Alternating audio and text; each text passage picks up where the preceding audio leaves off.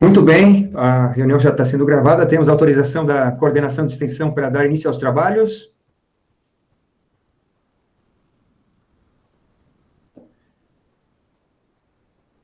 Então, boa noite, nossos estimados alunos, servidores e convidados. O meu nome é Carlos Krause e eu farei a mediação do evento nesta noite. O evento Giro pelo Campus tem o objetivo de demonstrar a todos as ações realizadas na instituição, em uma conversa dinâmica com os membros dos grupos de estudos, oportunizando assim a agregação de conhecimento e estimulando a participação de parceiros e estudantes em projetos dos grupos de estudos do Instituto Federal Catarinense, Campus Santa Rosa do Sul. Caros participantes, para uma melhor convivência e aproveitamento dos conhecimentos do apresentador, solicitamos a todos que mantenham os microfones e as câmeras desligadas, para que tenhamos total atenção ao nosso convidado. Suas dúvidas podem ser encaminhadas no chat, e a nossa equipe estará acompanhando e anotando as mesmas para serem feitas ao final da apresentação. Na noite de hoje, contamos com a participação do professor Bruno Panceira Espíndola.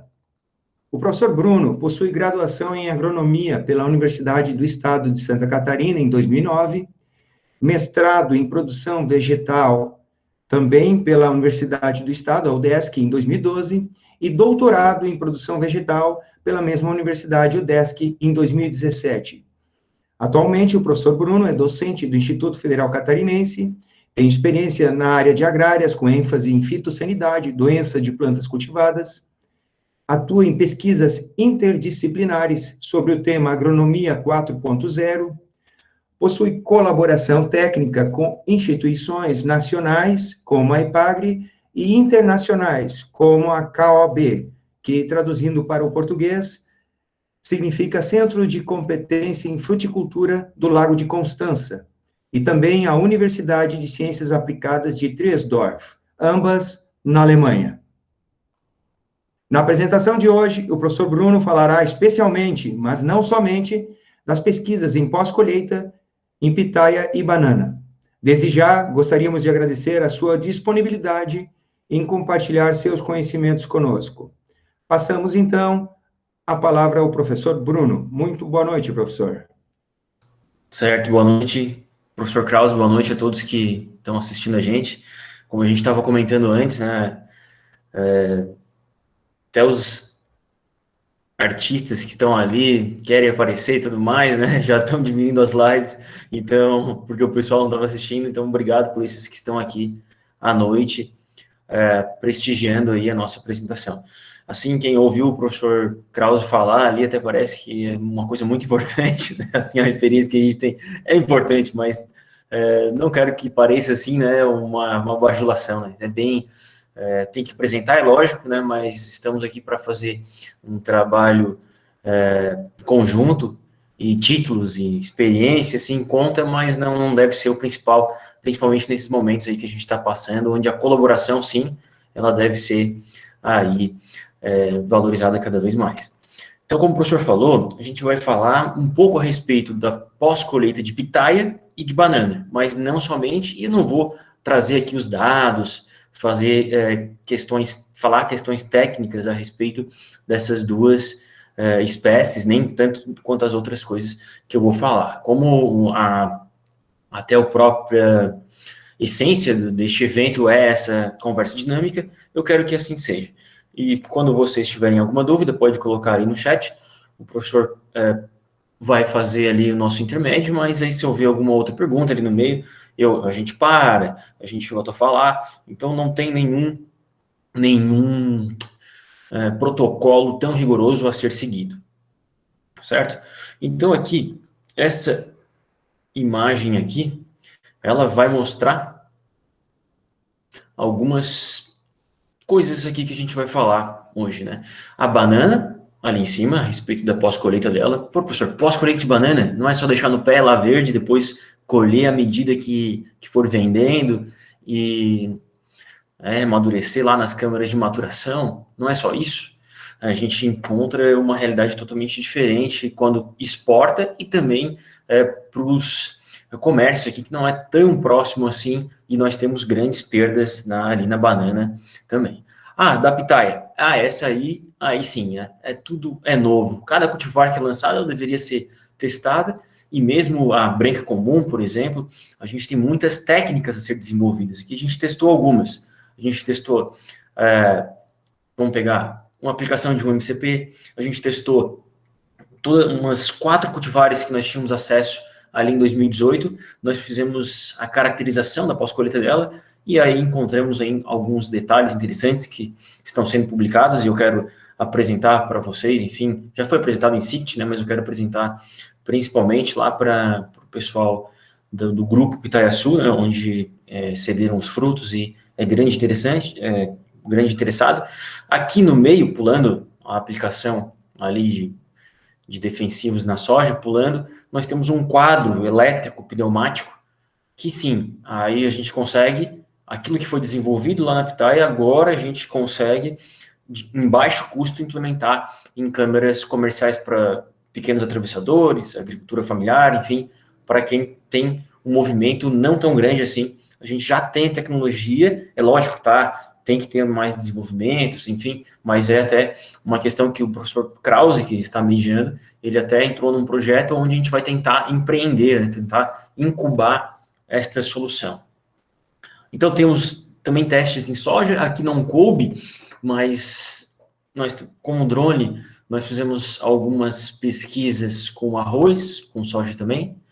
O lúpulo, aqui à direita, a gente está há 3 anos, né, com poucas cultivares, agora esse ano a gente conseguiu um pouco mais, mas ainda está desenvolvendo essa questão da cultura do lúpulo. A cerveja, né, aqui está aqui aquele copo do meio, né, foi a cerveja que fizemos na agroindústria. Alguns de vocês tiveram a chance de apreciar, né, uma Belgian Blonde Ale, um estilo ali. Aqui também, vamos ver se a gente fala a respeito da questão da agronomia 4.0, nas 2 situações, com drone e com inteligência artificial, machine learning, e também queremos ver se a gente vai conseguir trocar uma ideia a respeito ali de protótipos que a gente está tentando desenvolver para imprimir nas impressoras 3D que temos no Instituto. Certo? Então, eu quero que vocês fiquem à vontade para fazer perguntas dessa maneira, a hora que quiserem. A gente vai tentar levar aí uns 40 minutos por aí. Vou começar a falar, enfim, nesses pontos aqui, aleatoriamente, não tem uma sequência lógica, e eu quero que vocês, por favor, aí no chat façam as perguntas, tentem interagir, tá? Porque a gente vai tentar levar desta maneira. Certo? Então, aqui vai continuar passando. Aqui, só umas imagens que tem da Universidade de Ciências Aplicadas, né, de Weihenstephan-Trüsdorf, onde até veio o pesquisador alemão, né, o Domenikus, que é meu amigo, mas é um pesquisador que veio aqui fazer uma palestra. Né? Então, a gente tem essa possibilidade também com o KOB, que vai aparecer na frente, que o professor traduziu ali para a língua portuguesa, né, mas o Domenikus na universidade, e aqui o Neuwald no KOB. Em Ravensburg, ambos ficam no sul da Alemanha, né? Esse aqui fica mais perto do Lago Constância, ali com até aí uma imagem do lago, né? Com a fronteira com a Suíça. Então, atravessando esse lago, na verdade é um alargamento ali do Rio Reno, já do outro lado da Suíça. Então, é bem interessante, a gente teve alunos, né, em processo para ir para lá, só que agora, devido à pandemia, a gente parou tudo, né? Aí, alguns trabalhos que a gente faz, vai aparecer as questões do Arduino, do Python, das placas, né, de Raspberry. Agora a gente começou com Machine Learning, que é o aprendizado de máquina, onde a máquina mesmo vai fazer função, né, de operar, vai fazer a função de operar o sistema de armazenamento. Então, a gente tem atmosfera controlada há 50 anos. O que a gente começou a desenvolver? A gente fez uma atmosfera controlada inteligente, ou seja, ela sabe a melhor maneira de atuar. A gente tentou desenvolver uma tecnologia, estamos tentando desenvolver uma tecnologia para fazer com que o fruto diga qual é o estresse dele, com que a banana, a pitaia, ela vai dizer, ó, pode abaixar o oxigênio até tal ponto. A gente começou a fazer isso com o quociente respiratório, que até então tinha poucas pesquisas publicadas a respeito do quociente, e a gente vai tentar ali com multisensores e IoT com internet das coisas. A gente vai tentar conectar esses sensores através de mecanismos eletrônicos, sensores e atuadores mecânicos para conseguir identificar esse ponto ali, esse estresse das frutas, e aí então ter aquele machine learning, o computador entendendo o estresse da fruta e sabendo como atuar da melhor maneira. Isso é o que a gente está desenvolvendo até novamente, né, o professor Krause, que está mediando aqui nosso evento, esse nosso encontro, ele também está dentro dessa parte, porque a gente quer desenvolver uma startup para ser incubada num edital específico a respeito disso, e os nossos bolsistas, ali estamos no pleito ainda, mas se tivermos sucesso, eu espero que tenhamos sucesso, nós vamos ter ali cerca, bastante bolsa. E aí, então, temos outros projetos também aí no pleito. Certo? Aí, nós temos parceria com alguns produtores de pitaia, de banana, né, que alguns servidores aí fazem esse intermédio, e a gente tem bastante contato, não precisamos desembolsar nenhum real para conseguir as frutas, tanto pitaia quanto a banana. Nós temos também parceria ali onde, enfim, eu comecei a minha carreira lá como professor da UDESC, essas são análises que a gente fez na UDESC, e aí a gente consegue, digamos assim, burlar uma dificuldade que nós temos, que até outros colegas que apresentaram falaram, né, a gente tem pouco equipamento, nós temos pouco espaço físico, então a gente consegue, com parcerias, a gente deveria ter muito mais, na verdade, com o pessoal da UFSC, com o pessoal da UDESC, conseguimos aí, então, driblar, né, vamos falar dessa maneira, driblar essa dificuldade de, principalmente, equipamentos. Nós temos recursos cada vez menores, mas cada vez menores, só que muito difícil ter para equipamento, para capital, a maioria é custeio, que já facilita bastante com bolsas, facilita ele com adquirindo os insumos consumíveis, já facilita muito. Só que o equipamento em si, a gente tem muita dificuldade. Aqui foi quando eu apresentei uma proposta lá, essa proposta da Câmara, eu apresentei lá para o pessoal da UFSC, e eles não disseram nem que sim, nem que não, e já tinha o AFPROD aprovado, e aí eu pensei, agora eu é que vou ter que me bater, né? E aí comecei a fazer, e bem no fim, a gente, quando trabalha com várias disciplinas juntas, né, com essa interdisciplinaridade, a gente tem que saber assumir aonde não tem conhecimento. E desse caso aqui, não tem conhecimento. Eu atuo aí de curioso, faço o do it yourself mesmo, vou fazendo meio robista, mas assim, até a gente consegue ter esse contato, não é a nossa área de expertise, digamos assim, a nossa é a produção vegetal, só que mesmo com esse conhecimento, essa curiosidade bem incipiente, a nível de robista, às vezes a gente consegue até dar uma dica ou outra, resolver um problema ou outro, respeitando que não é a área de conhecimento, mas as disciplinas elas vão se intermeando. Lógico, a gente tem bem definido o que é a parte da agronomia, o que são as partes das NTICs, das novas tecnologias da informação e da computação, mas até o professor lá da UFSC também, uma vez, começou ali a trocar uma ideia e até falou, não, mas se abaixar muito o oxigênio, pode criar um ambiente ali muito de apoxia e vai causar lá os metabólitos secundários, lá, enfim, vai ter álcool. O professor daqui a pouco vai dar palestra a respeito de pós-colheita lá para nós da agronomia e da técnica agropecuária. Perfeito. Aí esse aqui já é a mesma coisa, só que com cerveja, né? Tentando fazer uma adaptação ali a uma cervejaria caseira de precisão, digamos assim. Umas peças que envolve essa parte aí cervejeira. E isso foi bastante... É uma dificuldade que nós temos, né? De conseguir horas para desenvolver as atividades de ensino, pesquisa e extensão, juntas, né? O ensino, como até outros colegas falaram, a gente tem muito mais horas, mas mesmo assim, a gente, enfim, tem esse perfil e bota a mão na massa mesmo para fazer ali acontecer, né? Muitas vezes a gente tem, né, um colega até falou, 3 aulas diferentes no mesmo dia.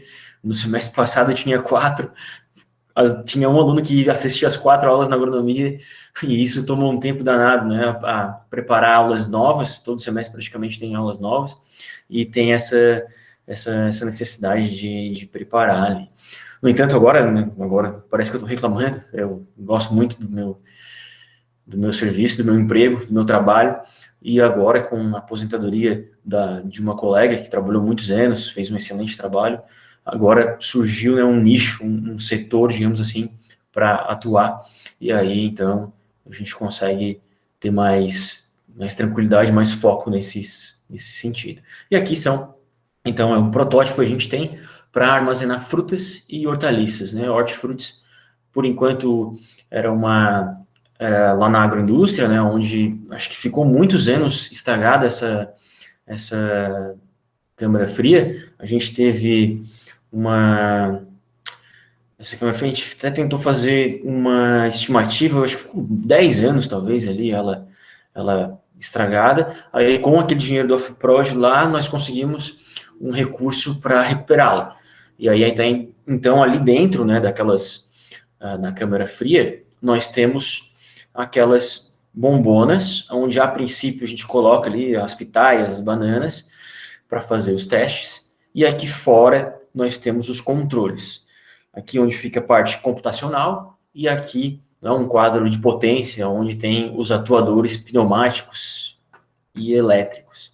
Aí temos os gases, temos também os outros ali compostos para fazer, que dá para ver melhor, um pouco aberta, né? bem no início, bem incipiente, mas o resultado que nós temos já foi muito satisfatório, um indicativo de funcionalidade, aplicabilidade, custos muito promissor, digamos assim. Então aqui, basicamente, numa imagem bem simples, né, nós temos as bananas que todas elas foram colocadas naquelas bombonas, exceto essa do ar, somente com atmosfera refrigerada, que ficou dentro da câmara, né, envolvida ali em saco, para não super desidratar, mas ficou só com a temperatura reduzida. E aí nós temos aqui, né, ela, um mês aí depois, já com 35 dias, aqui no maior nível de amadurecimento, já totalmente amarela, com pontas marrons, marrão, ficou bonito, né? Marrom, que não tem ali mais... até é consumível, mas não tem mais valor comercial para alguém receber e vender no varejo. E aqui para frente já está totalmente deteriorado. Nós temos aí as tecnologias que a gente utilizou, então, atrasando completamente, né? Aqui a gente pegou aleatório cada uma das bananas, até essa estava começando uma podridão aqui, mas pode ver, ela está totalmente amarela, mas ainda não tem as manchas ali na coloração marrom. Enquanto as outras, principalmente aqui a banana, né, que ficou em AR, ela está totalmente estragada, sem nenhum valor mais aí para o consumo, nem mais indicado para o consumo. Só um resultado breve, né? Certo? Então a gente tem ali uma parceria, né? Conversamos, até vamos ter que reavivar um pouco mais nessa parceria com os produtores aqui na região, porque a gente tem que ter mais contato, né? Foi o que a gente tentou encontrar lá, numa primeira visita, aí desenvolvemos 2 anos de pesquisa e já temos quase uma solução mesmo para entregar, né? Um produto mesmo para entregar, numa pesquisa aplicada, né? Não somente ali fazendo, que é muito importante, né? Pesquisa básica é muito importante, não estou desvalorizando, mas a gente tem também a aplicação e gerar ali um novo produto, um novo procedimento. Aqui somos nós, aqui lá na Pitaia Sul, né, falando a respeito ali desses assuntos técnicos. Espero novamente, quando acabar essa pandemia, enfim, poder ter mais tranquilidade, mais segurança para ter encontros presenciais, para poder mostrar pontualmente como que a gente identificou o problema de armazenamento real que os produtores estavam tendo na associação, os passos que a gente levou com a dificuldade que temos, né? Não vivemos só para isso, apesar de ser muito importante, e o desenvolvimento regional, né, é um dos pontos da nossa missão, mas a gente tem que dar ali as 4 aulas no mesmo dia, com intervalo de meia hora no almoço. Então, não sobra tanto tempo, mas a gente identificou o problema, traçou experimentos que fomos fazendo ali, em parceria com outras instituições, e agora estamos próximos a ter uma solução viável e econômica para conseguir ali resolver aquele problema que foi apresentado para nós. Né, junto lá na apresentação, e aí a gente teve muitos problemas, muitos desafios, né? O que era tão bonito no começo, depois foi ficando cada vez mais um bolo de cola ali, porque tinha vazamento, nós encontrávamos muita dificuldade para pegar, enfim, vidraria emprestado, material, apesar de todo mundo ter boa vontade, nós tínhamos essa dificuldade ali de conseguir esse fluxo ali entre os laboratórios para tentar atender a nossa demanda, mas a gente conseguiu sempre, nunca tivemos negativo de ninguém. Né, que alguns produtos, a gente testa os convencionais, mas também produtos alternativos, vamos dizer assim, né, que não são os agrotóxicos ali propriamente dito. Numa área da soja, a gente tem há 3 anos testes ali com soja, todo mundo disse já que se tem, né, mas essa área aí, sem dúvida, era uma área que ficou abandonada desde o início da escola, ia 20 anos parada, e não tinha nenhuma correção, não foi feito nada, e nós fizemos ali as adubações, correções sistemáticas, não em toda a área, não sistemáticas, e conseguimos, então, produzir ali a nível bem satisfatório. Aqui nós temos o que seria a cultivar ali que mais fechou com a gente, né? Que é uma crioula que já está há muito tempo aqui na região, veio com os tiroleses. A história é um pouco conturbada, talvez eu esteja falando errado, mas é assim que eu sei. Veio com os tiroleses do sul Tirol, quando vieram ali há uns quase 200 anos, e essa aqui a gente pegou as mudas de um professor lá da UDESC. E aí a gente tem ela e a Cascade que mais deram certo para nós. Depois a gente tinha mais 4 cultivares. Nós tínhamos Chinook, Sass, Amarillo e Columbus. E nós estamos em processo de recuperá-las, né? Quase foram perdidas. Aqui algumas doenças que apareceram, doenças e insetos ali, fitófagos que apareceram no lúpulo, e a gente conseguiu reduzir a população deles ali dentro da casa de vegetação, somente com produtos ali à base de alho, à base de fungo. E aí a gente conseguiu a diminuição e as plantas vieram ali sem problemas, né? A gente tem a questão de produzir as mudas também.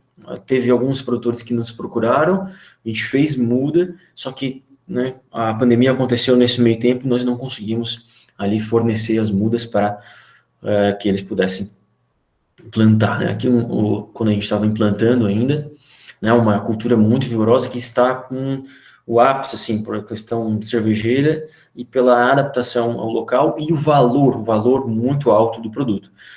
Não se encontra, na verdade, as flores frescas para fazer a cerveja.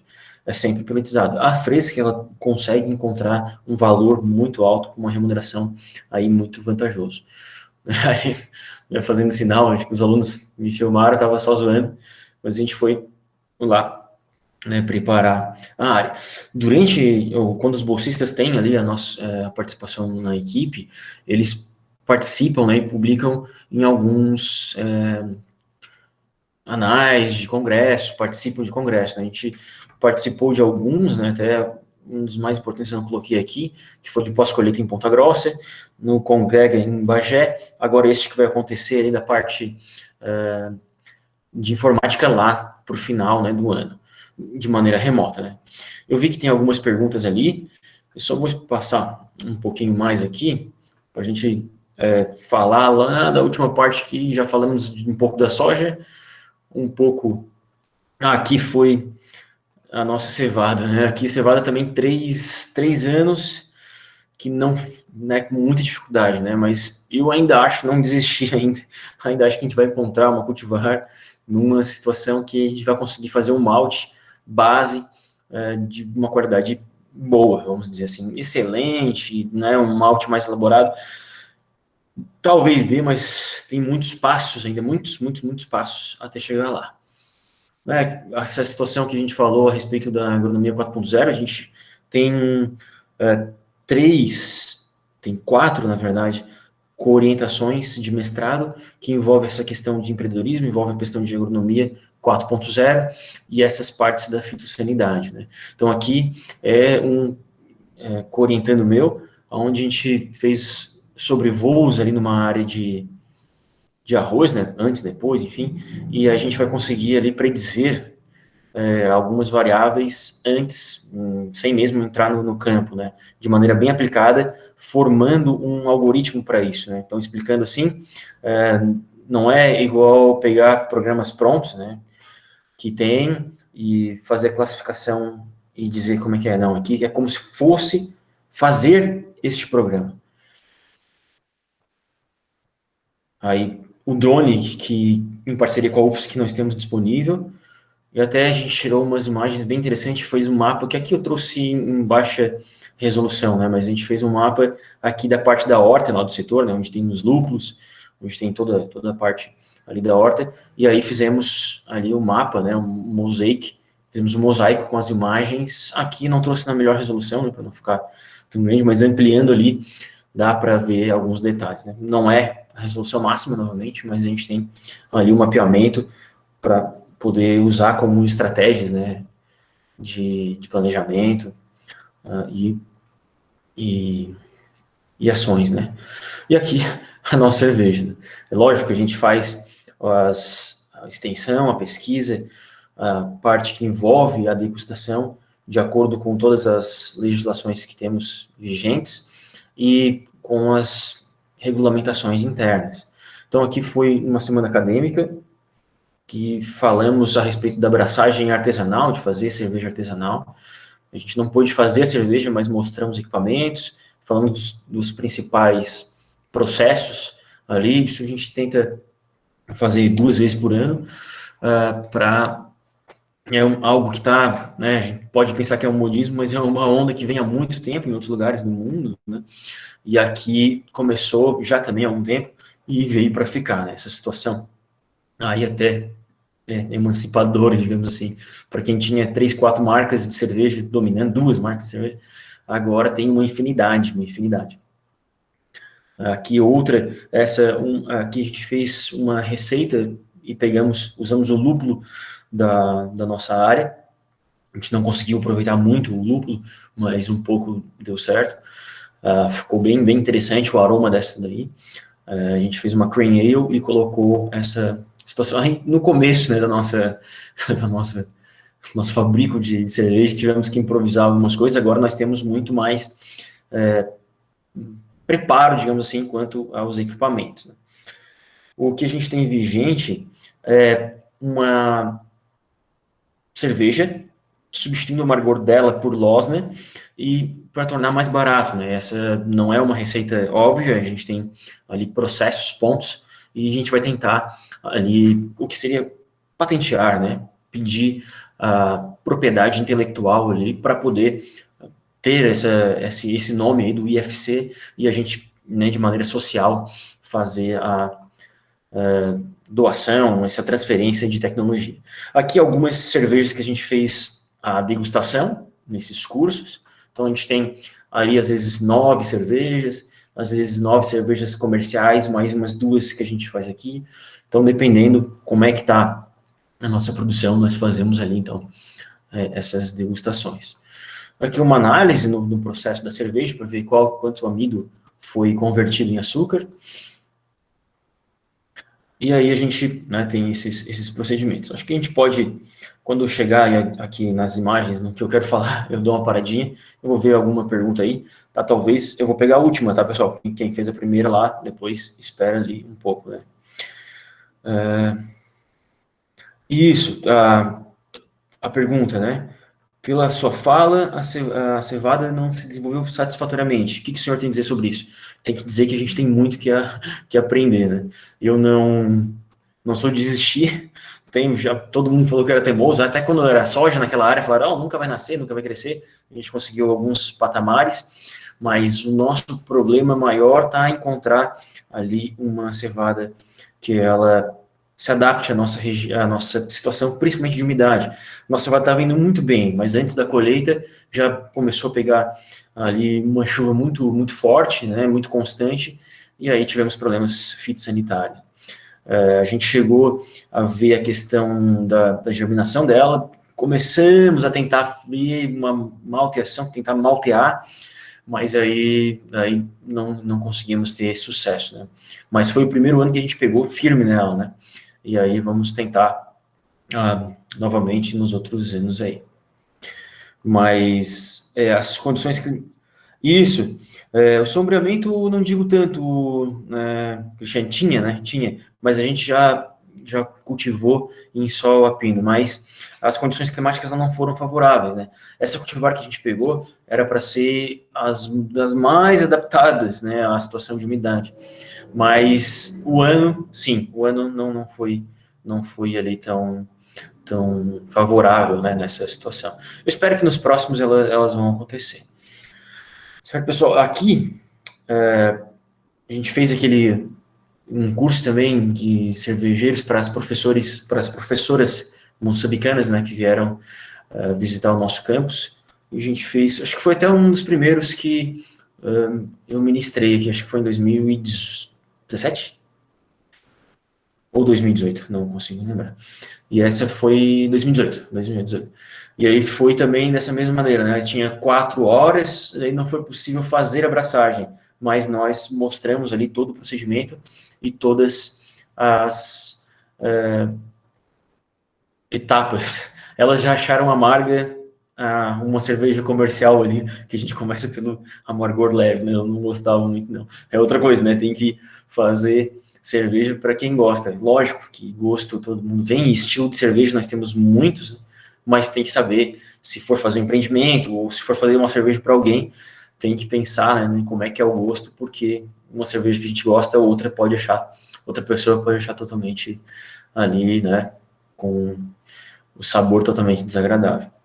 Aqui, por fim, né, uma área que a gente, já encerrando, né, uma área que a gente estava trabalhando para fazer uma agrofloresta, colocar principalmente, lógico, várias espécies, né, mas pensando em banana, pitaia, o próprio lúpulo e ali espécies frutíferas nativas, mas essa, né, a gente tem que ver porque talvez essa área era uma daquelas áreas também que estavam há muito tempo abandonadas, digamos assim, né, sem o uso. Daí a gente roçou, fez ali também o preparo, fez a estrutura com alguns voluntários, bolsistas que estão aqui participando, né? Uma área bem interessante e uma coisa que está me destacando legal. Ô, professor, é agronomia 4.0 ou agrofloresta? Não é tudo, né? É tudo. A gente não tenta abraçar o mundo, mas o que vem a gente tenta fazer com qualidade e com parcerias, sem dúvida, a gente consegue, né, fazer tudo que a gente se propõe. A gente tem que repensar algumas coisas desse projeto, infelizmente, né? Talvez não dê para seguir nessa área, enfim, alguns detalhes que a gente vai ter que ver, mas sem dúvida a gente vai tentar sim ter uma agrofloresta aqui, produzindo aí essas diversas espécies nativas, pitaia, banana, lúpulo, né? Imagina que interessante fazer uma cerveja com um lúpulo, com a flor fresca, um lúpulo que veio de uma agrofloresta, né? Muito interessante, né? Seria esse produto, né? Sem dúvida, com um valor agregado aí muito elevado.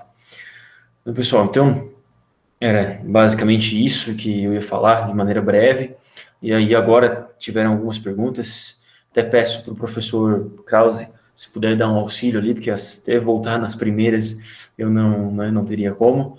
Professor Krause, se o senhor puder fazer esse intermédio nosso aí, eu agradeço bastante. Perfeitamente, professor Bruno. Pode tomar um fôlego aí. A gente novamente agradece a sua apresentação e o pessoal aqui da equipe da coordenação de extensão já elencou algumas perguntas, então vamos a elas, ok? Ótimo.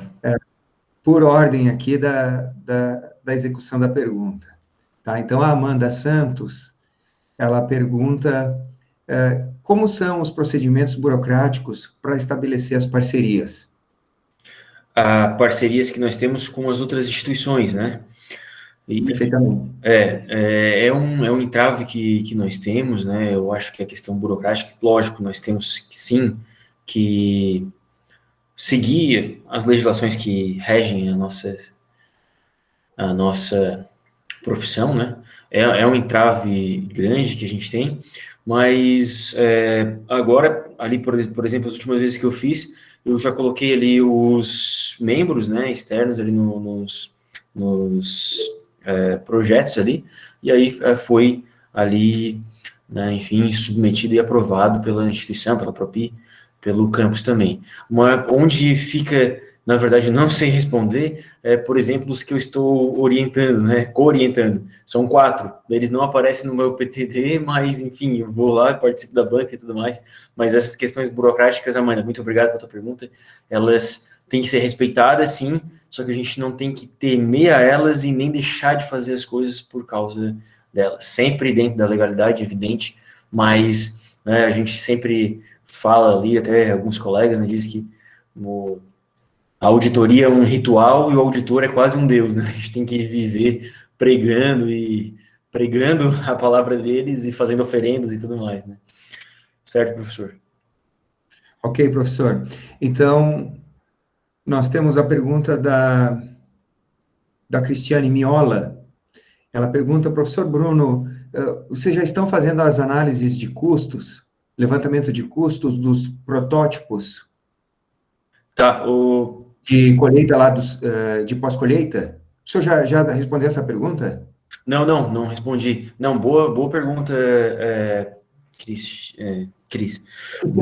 Professor, e gostaria de saber também se esses custos vão ser acessíveis, considerando que os produtores no entorno da instituição são produtores familiares. Seria viável Exato. para eles? Exato. Muito obrigado. Essa pergunta foi muito bem elaborada. É isso que a gente tenta responder, né? Essa é uma questão, a questão de custos, a questão negocial mesmo, que uma coisa é comprar os equipamentos e montar. Isso, o custo é baixíssimo, mas baixíssimo mesmo, muito baixo.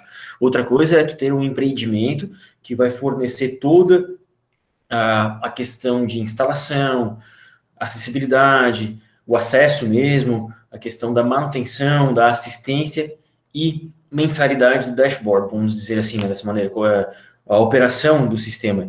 E esse aí é o nosso maior entrave. Até o professor Carlos Krause está num pleito junto com a gente, né? E essa parte a gente vai ter que sentar e desenvolver bastante, aqui ver mesmo a questão do empreendedorismo. Mas se eu falar para ti assim, ó, qual é o custo que tem hoje para sem a questão da inteligência, né? Mas qual o custo que tem hoje para colocar esse sistema? Isso não tem aqui na região, não tem na região. A atmosfera controlada já existe há mais de 60 anos, mas na região não tem. Se a gente for ver, só 2% das frutas produzidas são armazenadas nesse sistema, potencial para muito mais, mas é caro atualmente. É só mão de obra especializada, toda a solução é importada, e aí então só os grandes armazenadores, os grandes que estão muito capitalizados conseguem. Os nossos custos são baixíssimos. A gente gastou, aqui não vou falar os valores, né, reais, mas os custos são baixos. Agora a questão é, isso sim, é um entrave que nós temos para ver a questão negocial mesmo, para ver a questão como é que nós vamos fazer o nosso plano de negócio, o nosso plano de receitas, né? Isso sim é o que tem que pensar, mas eu garanto que é acessível sim. Mas quem tem uma câmara fria e gastou lá 80 mil reais, enfim, né, por uma área X, vai gastar um pouco mais e ter essa possibilidade de tecnologia. Muito bem, professor.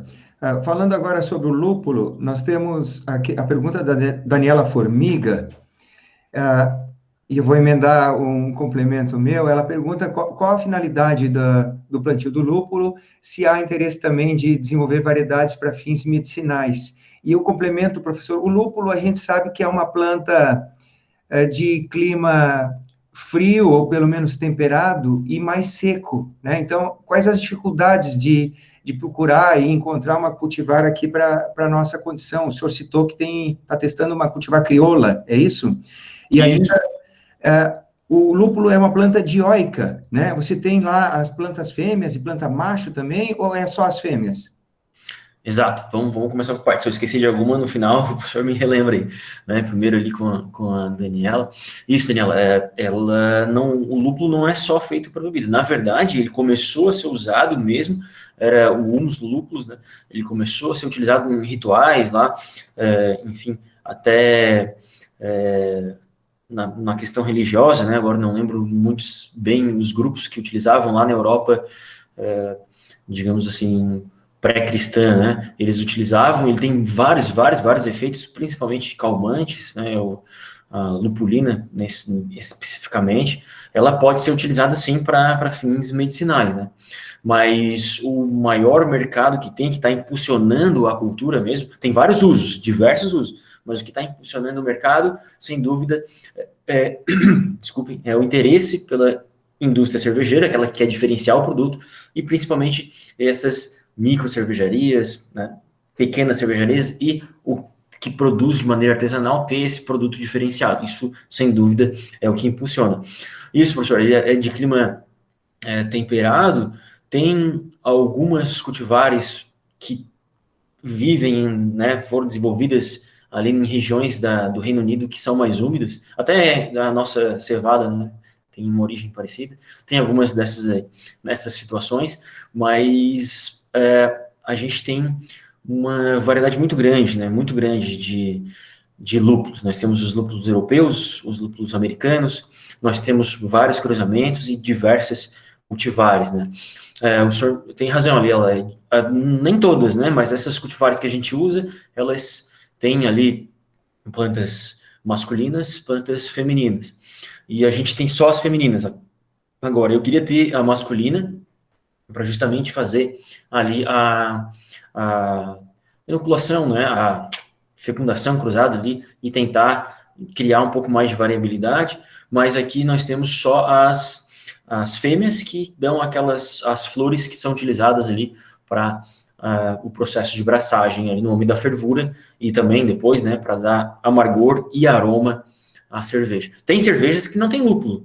O lúpulo na Europa lá só no século IX, eu acho que começou a ser utilizado para esse fim, né? Mas tem lá as Crisp Ale que não vai, é bem pouco carbonatada, tem pouca espuma e nada, né, de lúpulo. Um tipo de cerveja interessante também. Acho que eu respondi, né, professor? Essa questão aí, né, do uso, que também é medicinal, essa questão da umidade, que nós, sem dúvida, encontramos aqui algumas cultivares, uma delas é a Cascade, sem dúvida ela cresce, muito vigorosa, e não tem dificuldade ali com o solo, e mais encharcado, né, e também com a umidade na parte aérea, e elas são, né, dioicas, e algumas cultivares, algumas situações ali são monóicas, né, mas nós não temos, só temos as fêmeas. Muito bem, professor. A próxima pergunta, as suas imagens aí chamaram a atenção do coordenador de extensão. Então, o Maurício Anastácio pergunta se o professor possui imagens aéreas de toda a parte produtiva da instituição. Não, ali a gente tem da parte onde plantamos soja e a cevada, ali nós fizemos um mosaico muito, com alta definição mesmo, com a resolução espacial ali muito precisa, com uma alta resolução, e a horta. São os dois que a gente fez, né? Ali por causa que era os trabalhos que a gente fez com reconhecimento de imagem e tudo mais, na parte da cevada e da soja, e a horta foi por causa do setor, né, que agora ali é um foco meu ali, né, então, e para ter uma imagem mais precisa e conseguir ver os canteiros de melhor maneira e até separar, sentar e pensar alguma coisa ali de planejamento, era interessante. Isso eu pedi para fazerem, né, para os experimentos que nós estávamos fazendo ali com o pessoal de olericultura na engenharia agronômica. Mas não temos de titular não. Muito bem. Nós temos a pergunta do Ezaquiel Alves. Professor Bruno, nos fale a respeito do desenvolvimento da soja. Quais as perspectivas com essa cultura? Isso, a soja a gente testou no primeiro ano, foi um ano até bem úmido. Um lugar a gente teve que replantar, lá no Morro do Bino, na parte baixa do Morro do Bino, mas ali, aquela área que a gente pegou ali, o pessoal falava, olha, Bruno, não vai dar aí, não dá soja, essa área, tentei fazer um experimento aí com uma gramínea, não foi, outra vez ali, enfim, choveu muito e a gente perdeu, não é aquela área filé ideal, né, para a cultura, digamos assim. Só que a gente consegue, tem que gerenciar o risco, principalmente, né, porque ali se ficar, principalmente no início do desenvolvimento da cultura, se tiver um encharcamento do solo muito grande, mas tu vai ter que replantar. E é um custo, né, é um custo que às vezes não, né, pesa muito ali, né, para o produtor. Mas entre tu ter a noção das dificuldades, saber que consegue uma produtividade relativamente boa, na verdade, boa mesmo, né? E isso dá bastante, como tu perguntaste, né, perspectiva, é perspectiva de que se use bastante, né? Agora tem cada vez lá que vamos nesses dias de campo mais famosos aí, agora está aparecendo a soja sempre ali, né, com uma cultura, com uma alternativa, principalmente até para as daninhas ali da cultura do arroz, que são muito peculiares, né, onde usa o mutagênico, e há muito tempo já lá em área, lógico, a área é diferente, o tamanho das áreas são diferentes no Rio Grande do Sul, mas desde quando eu fiz o meu estágio meu Deus, agora vou revelar, né, a idade dos cabelos brancos, em 2009, quando eu fiz o estágio, já tinha há bastante tempo ali o pessoal fazendo, né, a rotação, principalmente por causa do arroz vermelho, enfim, e outras coisas mais lá, e também por variar um pouco o cultivo. Então, eu acho que é promissor, já está aí, e cada ano, na minha ideia, né, deve-se utilizar de maneira racional, né, essa alternativa. Muito bem, professor. Nós temos uma pergunta da professora Renata Naoko Correa.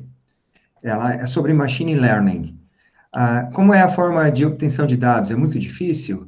Ela disse que foi comentado que com o drone foi feita uma pesquisa, né? Mas o drone alimenta toda a aprendizagem da máquina? Ótima pergunta, professora. Essa é aquela cara que o cara olha assim, né? E o pessoal pensa ali, ó, ele não vai saber responder.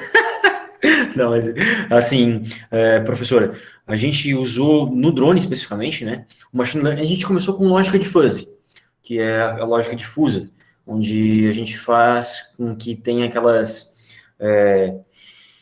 as ponderações de acordo com as normas e as regras que a gente coloca. A gente começou com isso, né? Com a lógica de fuzzy. Depois a gente começou a implementar a rede neural. Então, na verdade, com o drone, a gente utilizou as imagens, nós colocamos nós mesmos, né, dizia o que era, cada imagem correspondia ao quê, e aí fizemos ali a questão da rede neural, né, e aí ele dava lá a entrada e a saída da lógica, né, do black box ali. E o drone, a gente vai fazer, agora acho que mais, talvez era por aí que tu queria ouvir a resposta, a gente vai fazer, tentar desenvolver uma tecnologia, agora até com os editais que estão abertos, né, da FAPESC, a gente vai tentar fazer com um sistema embarcado, né, o machine learning, deep learning acontecendo ao mesmo tempo, né, os sensores vão mostrar ali a planta, eles já vão entender o que está sendo pelas coisas que alimentamos, e no final vai fazer o processamento de imagem com a placa, e no final vai fazer a atuação lá, seja com o defensivo ou com a parte mecânica para defender ali os cultivos, né, pensando dessa maneira. Mas a gente mais usa o machine learning mesmo nessa parte ali de atuação, né? Nós alimentamos com as várias entradas, para ele lá dar, né, a melhor saída de acordo com o que a máquina mesmo sabe, né, e aprende com o que nós, os especialistas, alimentam elas ali. Muito bem, professor. Nós temos uma intervenção, não é bem uma pergunta, do nosso amigo Cláudio Luiz. Ele parabeniza o trabalho aí Obrigado. e fala que os trabalhos com pitaia e banana, né, principalmente na pós-colheita, têm grande potencial aqui na nossa região, né? Aproveitando esse comentário do Cláudio, eu gostaria de ver o quanto o senhor pode nos adiantar ainda em relação a esse novo projeto que o senhor comentou que está formalizando, e nesse sentido, aproveitando que tem muitos alunos, muitos acadêmicos acompanhando aqui a live, né, o Giro pelo Campus, que requisitos o senhor enxerga nos alunos candidatos a bolsas de projetos e grupos de pesquisas, e talvez para esse novo projeto, que, como o senhor disse, vai abrir algumas bolsas? Qual é o perfil, que requisitos o aluno tem que atender para, quem sabe, conquistar uma dessas bolsas? Ótimo, ótimo. Obrigado, Cláudio, né, pela tua colaboração ali. E é isso aí, professor, o que eu vejo, né? O que eu vejo? O aluno não pode ter reprovação nenhuma, o aluno tem que ter nota acima de 8, não vejo isso, né? Eu acho que o aluno, ele tem que ter, e mostrar para mim isso, né? Essa vontade de mostrar que não está satisfeito com as coisas do jeito que estão e que, sim, o ensino, a pesquisa e a extensão, eles são capazes de mudar a realidade, né? Então, qual é o primeiro pré-requisito? É a vontade, mas não aquela vontade, assim, só na emoção, né? Aquela vontade com comprometimento. Não tem que fazer teste de QI, não tem, né, enfim, não tem nada de nota, reprovações, tem que ter vontade, entender que as coisas, elas são não são tão fáceis quando a gente pensa, são morosas, acontece coisa no meio do caminho, a gente tem problema pessoal, e enfim, só que a gente tem ali essa vontade aliada com o comprometimento. Então, são as duas coisas que tem que ter ali, primordial, antes de qualquer outra coisa. Vontade e se comprometer com aquilo que foi proposto a desenvolver. Pode desistir, como já aconteceu vezes, né? Pode vir de um projeto, sair de um projeto e entrar para o outro, acontece de tudo, mas tem que ter vontade, buscar ali o novo, não ficar com medo, né, do que não sabe, não ficar com medo do que não entende, sim ir atrás, ser um buscador e ter esse comprometimento. Muito bem, professor. Nós temos ali um comentário da Isabel, também parabenizando pelo trabalho, desejando sucesso nos projetos. Aproveitando, a gente pergunta se o professor tem conhecimento de como estão os egressos que já participaram em outros tempos nos projetos que o professor desenvolveu. Ótimo, ótimo. Eu não vou dizer que foi por mérito meu, né? Eles já eram pessoas que tinham esse comprometimento, já tinham essa vontade. Eu não vou citar nomes, a não ser o nome do professor Krause, né, que está sendo mediador e está nesse último projeto que está no pleito, não está garantido, né? A não ser o nome do amigo, do colega Krause, eu não gosto de citar, né, que está comigo aqui no nome de ninguém, mas tem duas específicas, né, duas específicas egressas que estão muito, muito bem encontrando as dificuldades no ramo de atuação delas, e a gente sabe, né, professor Krause, que infelizmente a sociedade toda aí é muito machista, principalmente no meio rural, onde tem que, né, lidar ali com a parte técnica e tal, o preconceito em função do sexo da pessoa, digamos assim, pesa muito, e elas driblam isso no mercado de trabalho, atuando com metas, e mais essa dificuldade que não deveria ter, mas que a gente sabe que infelizmente existe, é uma função nossa combater, né, mas existe, elas lidam muito bem em cooperativas, multinacional e também na parte acadêmica, né, tem uma que fazendo doutorado e ali com os professores lá disputando a orientação, porque, né, foram pessoas ali, foram egressos que trabalharam com a gente e que tiveram esse destaque aí depois que se formaram aqui no campus.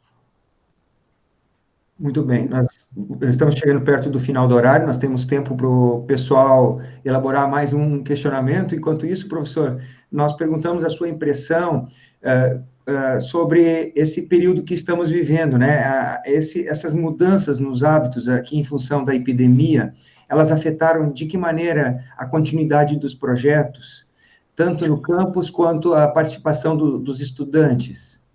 Ótimo, ótimo. Isso foi uma coisa diversa e atípica que está acontecendo, a gente não sabe quanto tempo vai durar, né? Mas até no nosso, foi perguntado aqui na questão do desenvolvimento dos projetos, né? Afetou sim, mas a gente conseguiu driblar, a gente continua acontecendo com eles de maneira mais remota, algumas reuniões, mas ela diminuiu bastante, né? Essa questão, dificultou acesso ao campus, né? Teve também, enfim, pessoas que participavam do projeto que ficaram impossibilitadas por causa da pandemia e outros agravantes. Então, não é um problema nem algo ruim que aconteceu, né? Essa pandemia, lógico, tem mortes e tudo mais, é ruim. Só que é desafio para nós, né, professor? A gente está se reinventando e a gente tem que sair dessa muito melhor do que entrou.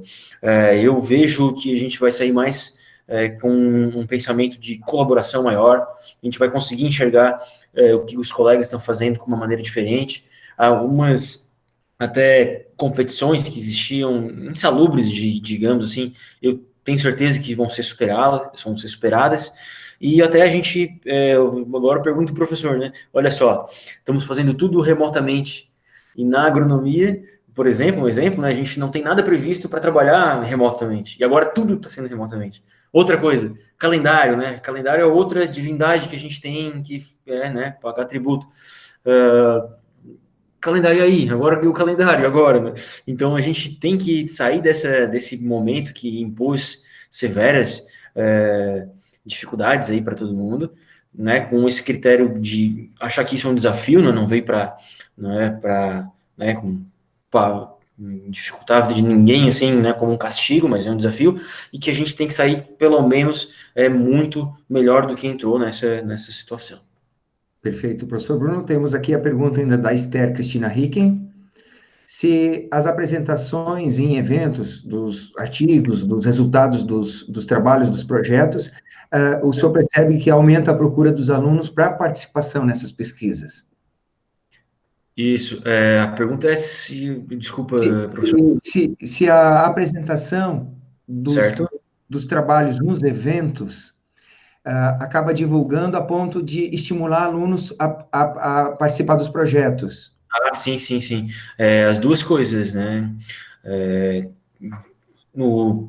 ele mostra o que está sendo feito, né? Quando a pessoa apresenta, e tem muita gente que procura para ter essa possibilidade de apresentação, né? Lá onde um tempo atrás, ali onde o recurso não era tão, já estava diminuindo, mas não era tão limitante, nós tivemos a oportunidade de ir até em congressos, né, fora do estado, enfim, tudo mais, e é um atrativo, sim, para que novos bolsistas, novos discentes procurem ser bolsista, porque fez, olha, daqui a pouco sou eu que vou lá para o Paraná, enfim, era outra realidade quando estava na graduação ainda, mas consegui ir em congressos fora do país, né?